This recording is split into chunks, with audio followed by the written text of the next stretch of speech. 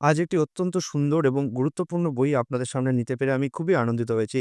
বইটির নাম হচ্ছে 'ট্রেজার অফ দ্য বৃহৎ মৃদঙ্গ' এবং এই প্রচ্ছদটা আপনারা একবার দেখুন। প্রভুপাদ বসে আছেন এবং তার উপরে ভক্তি সিদ্ধান্ত সরস্বতী গোস্বামী প্রভুপাদ, যিনি প্রভুপাদের গুরুদেব তিনি বসে আছেন এবং এই যে বৃহৎ মৃদঙ্গ এই কথাটি তিনিই বলেছিলেন যে, বৃহৎ মৃদঙ্গ কি? মৃদঙ্গ যেমন হরিনাম প্রচার করে, ঠিক তেমনি বুক বা গ্রন্থ হচ্ছে বৃহৎ মৃদঙ্গ। একটা মৃদঙ্গের আওয়াজ বড় জোর চারপাশের লোকালয়ের লোক শুনতে পারে। কিন্তু একটি বৃহৎ মৃদঙ্গ যা কিনা বই, তা কিনা সারা পৃথিবীর লোক পড়তে পারে, জানতে পারে এবং হরিনামকে ছড়িয়ে দিতে পারে। তো প্রভুপাদের মানে শিল প্রভুপাদের যে গুরুদেব তিনি বলতেন যে, "আমি যদি সমস্ত মন্দির বিক্রি করতাম এবং বই ছাপাতাম তাহলে বেশি কাজের হতো।" তো এই কারণে প্রভুপাদও চেয়েছিলেন যে তার গুরুদেবের ইচ্ছাকে পূর্ণ করতে এবং তিনি আমেরিকায় এই বুক ডিস্ট্রিবিউশন এর যে সূচনা করেছিলেন, সেই সূচনার ইতিহাস লিপিবদ্ধ আছে হচ্ছে 'ট্রেজার অফ দ্য বৃহৎ মৃদঙ্গ' এই বইটিতে। বইটি আমার খুব অবাক লাগলো এই কারণে যে এত সস্তায় এই বইটি পাওয়া যাচ্ছে। কারণ আমি বই অনেক পড়েছি তো, অনেক জানি এবং দাম জানি। দেখুন এই বইটার বাঁধাইটা, এই বইটার যে এরকম বাঁধাই এরা দিচ্ছে, বিবৃতি দিচ্ছে, যেরকম শক্তপোক্ত বাঁধাই, যেরকম ভালো মখমলের ক্রিম কালারের কাগজ দিচ্ছে এবং যেরকম শক্তপোক্ত সুন্দর একদম কাগজ এবং তার সাথে যে সুন্দর প্রিন্টিং, কমপক্ষে এই বইটার দাম ৳৫০০ হওয়া উচিত। আমার মতে ৳৫০০ হওয়া উচিত। কিন্তু এই বইটা এখন ৳৩০০ ৳৩৫০ র মধ্যে পাওয়া যাচ্ছে এবং আমি এটা খুবই অবাক হয়ে গেছিলাম যে অনেক লোক জানেই না যে এরকম একটা ভালো খুব সুন্দর বই রয়েছে।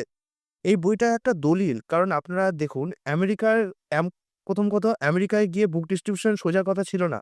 কারণ আমেরিকার সরকার এরকম রাস্তায়, রাস্তায় এরকম বিক্রি করা অ্যালাও করে না। ওরা এরকম রাস্তায়, রাস্তায় এরকম বিক্রি করে না। কারণ ওদের পুলিশ খুব কড়া। তো এসব জিনিস ওরা অ্যালাও করে না ১ম কথা। তাও যদি অ্যালাও হয়ও, তবুও অন্য ধর্মের লোকেরাকে অত অ্যালাও করে না। হয়তো আমাদের ভারতবর্ষের মতো না যেখানে সব ধর্মের মানুষ মিলেমিশে থাকছে, আমরা কোনো অসুবিধা বোধ করি না। আমেরিকায় না, আমেরিকায় খ্রিস্টান ধর্ম ছাড়া অন্যান্য ধর্মের যদি প্রচার হয়, তাহলে ওখানে বেশ রক্ষণশীল মনোভাব আছে এবং তারাই কারণ আমেরিকা তো ক্যাথলিক, ওরা প্রোটেস্ট্যান্ট না। তো আমেরিকা তো ক্যাথলিক ধর্মে বিশ্বাসী। তো ওখানে সরি প্রোটেস্ট্যান্টরা। তো ওখানে রক্ষণশীল মনোভাব বেশ ভালো আছে। অন্য ধর্মের মানুষদেরকে ওরা মানে অনেক বাধাও দেয় এবং হরেকৃষ্ণ আন্দোলনেও ১ম অনেক বাধা এসেছিল এবং আমরা সেই বাধার ইতিহাসগুলো দেখতে পাই এই বইটাতে পুরো ভালোভাবে উল্লেখিত আছে। শুধু বাধার ইতিহাস নয়, বরং সেখানে অনেক এমন, এমন ইতিহাসও আছে যেখানে ভক্তদের মনে কোনো সন্দেহ ঢুকেছে, প্রভুপাদ সংশোধন করে দিচ্ছেন। কোনো বুক ডিস্ট্রিবিউশন এ গেছেন, লোকে জিজ্ঞেস করছে কৃষ্ণ কেন ভগবান? তো তারা কিছু হয়তো উত্তর দিতে পারেনি, প্রভুপাদ সংশোধন করে দিচ্ছেন। তো এই বইটা পড়লে যে আপনারা বুক ডিস্ট্রিবিউশন এর বিষয়ে জানবেন তা না। বরঞ্চ এমন অনেক তত্ত্ব, অনেক সিদ্ধান্ত, অনেক কথা যেগুলো আপনারা হয়তো এমনি সাধারণভাবে পারবেন না, সেগুলোও কিন্তু এখানে সন্নিবেশিত হয়েছে। কারণ প্রভুপাদের সাথে কথোপকথন তো রয়েছে এবং প্রভুপাদের মনোভাব কি ছিল, বুক ডিস্ট্রিবিউশন কেন গুরুত্বপূর্ণ ইত্যাদি অনেক ইতিহাসও এই বইতে দেয়া হয়েছে। তাছাড়া ভক্তরাও অনেক সময় অনেক মানুষকে কনভিন্স করেছেন যে কেন এই বই কেনা উচিত। তো সেই সমস্ত গুরুত্বপূর্ণ ইতিহাস, গুরুত্বপূর্ণ কথা, গুরুত্বপূর্ণ দলিল, দস্তাবেজও এই বইগুলোতে সন্নিবেশিত হয়েছে। যে কারণে আমি বলব এই বইটি একটা জীবন্ত দলিল। এবার প্রভুপাদ নিজেও চাননি যে তার ভক্তরা ভিক্ষুক হোক। কারণ আমেরিকায় ১ম কথা ওদের জাত্যাভিমান প্রচুর। আমেরিকা, ইউরোপের ওদের অভিমান খুব প্রচুর। তাই ওরা চায় না যে ওদের দেশে ভিখারি থাকুক। ঠিক আছে? এই কারণে প্রভুপাদ চাননি যে আমার যে ভক্তরা তাদেরকে লোকে ভিখারি ভাবুক এবং তাকে দয়া করুক। তাই বলছেন যে আমেরিকার লোকেরা যে পদ্ধতি বিশ্বাস করে, বাংলায় একটা প্রবাদ আছে না? "তোর শিল তোর নোড়া তোরই ভাঙি দাঁতের গোড়া।" অর্থাৎ তোর শিল তোর নোড়া দিয়ে তোরই দাঁতের গোড়া ভাঙবো। তাই আমেরিকানদের যে বিশ্বাস আছে যে আমি কি পাবো? আমি টাকা দিচ্ছি আমি কি পাবো? তার বিনিময়ে প্রভুপাদ বলছেন যে আমরা বুক ডিস্ট্রিবিউশন করব। আমরা ভিক্ষা করব না। যদিও ব্রহ্মচারীর কর্তব্য হচ্ছে তার গুরুদেবের জন্য ভিক্ষা করে আনা এবং সেই ভিক্ষার অর্থ দিয়ে গুরুদেব তার কৃষ্ণ সেবা করবেন। কিন্তু আমেরিকা দেশে যেহেতু সেটা সম্ভব ছিল না, তাই প্রভুপাদ কি করেছেন যে ভিক্ষার বদলে তার গুরুদেবের যেহেতু আদেশ রয়েছে প্লাস আমেরিকায় যেহেতু সম্ভব না ভিক্ষা করা, তাই তিনি বলেছেন, "যাও বুক ডিস্ট্রিবিউশন করো।"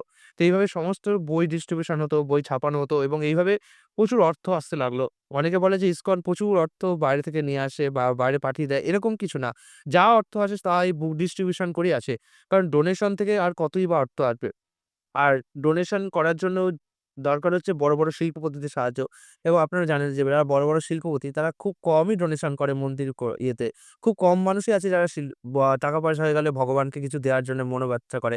বিশেষত বড়, বড় শিল্পপতিরা যখন টাকা-পয়সা হয়ে যায় তাদের ছেলে-মেয়েদের সবকিছু দিয়ে যায়, পাস করে যায়। কিন্তু মন্দিরে ভগবানকে খুব একটা কিছু দিয়ে যায় না বা তারা যদি মরে যায় তাহলে সরকার অধিগ্রহণ করে। তো এই হয়ে চলেছে যে ভগবানের সম্পত্তি সবাই নিচ্ছে কিন্তু কেউ ভগবানকে দেওয়ার ব্যাপারে উৎসাহী নয়। তো বুক ডিস্ট্রিবিউশন এর এই বইটাতে সেরকম ইতিহাস সন্নিবেশিত হয়েছে যেটা আমার খুব ভালো লেগেছে। তাই আমি বলব এখনো সময় আছে। যান মায়াপুরে যান। মায়াপুরে না গেলে ইসকনের অন্য কোনো সেন্টারে পাওয়া যায় কিনা জানি না। অনলাইনে তো এই বইটা আমি এখনো পর্যন্ত দেখিনি। পরে কি বলছে জানি না। তবে ইসকনের মায়াপুরে এই বইটা এখনো পাওয়া যাচ্ছে দেখলাম এবং যান গিয়ে সংগ্রহ করুন। একটা ভালো বই হাতছাড়া না হয়ে যায়। কারণ বইটা খুব সম্ভবত রিসেন্টলি বেরিয়েছে। আমি একটা পোস্টার মতো দেখলাম। কিন্তু এই ব্যাপারটা বইটার ব্যাপারে কেউ জানে না এবং কেউ ভিডিও বানাচ্ছে না দেখে আমি খুবই অবাক হলাম। তাই জন্য আমি ঠিক করলাম একটা ভিডিও বানাবো সংক্ষিপ্ত আকারে। যদিও এই বইটা এখন আমি সেরকম পুরো পড়া শুরু করিনি। কয়েকটা পৃষ্ঠা মাত্র পড়তে পেরেছি। তাই আমি মনে করলাম যে আগে ভিডিওটা বানিয়ে নিই। আপনারা জানতে পারুন, কিনুন, নিজে পড়ুন। আমার যে কটা পৃষ্ঠা পড়েছি খুব ভালো লেগেছে। সংক্ষিপ্ত যেটুকু পড়েছি তার মধ্যে অনেক কিছু বলা আছে। তো আমার মনে হলো যে এই ভিডিওটা বানিয়ে নিই যাতে আপনারা জানতে পারেন। তো যান কিনুন, পড়ুন এবং খুব ভালো একটা বই আমি রেকমেন্ড করব এই বইটা আপনাকে পড়ার জন্য। তো আজকের জন্য এইটুকু। আগামীকাল আরেকটা নতুন ভিডিও নিয়ে উপস্থিত হব। হরে কৃষ্ণ।